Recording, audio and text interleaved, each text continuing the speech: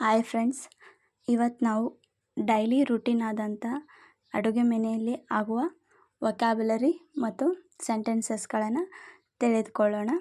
ವಿಡಿಯೋನ ಸ್ಕಿಪ್ ಮಾಡದೆ ನೋಡಿ.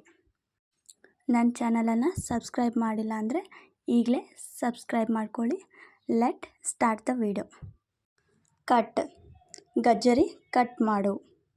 Cut the carrot.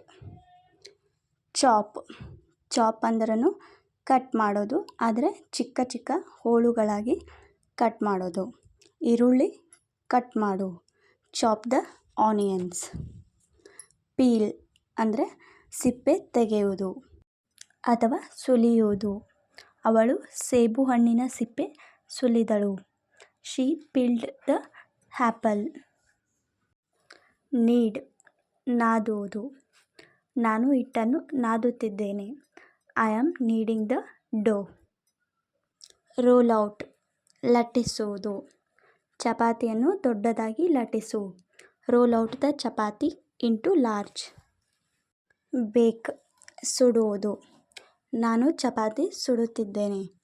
I am baking the chapati.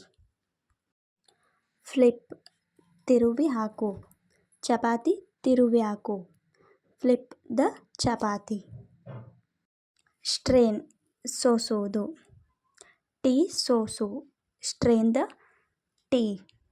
ಯಾವಾಗ ಲಿಕ್ವಿಡ್ ಇರುತ್ತೋ ಆವಾಗ ಸ್ಟ್ರೇನ್ ಯೂಸ್ ಮಾಡಬೇಕು. Next sift.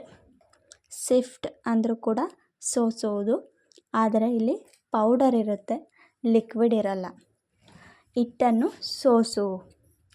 Shift the flour. Sift the flour. Heat, ಬಿಸಿ ಮಾಡು.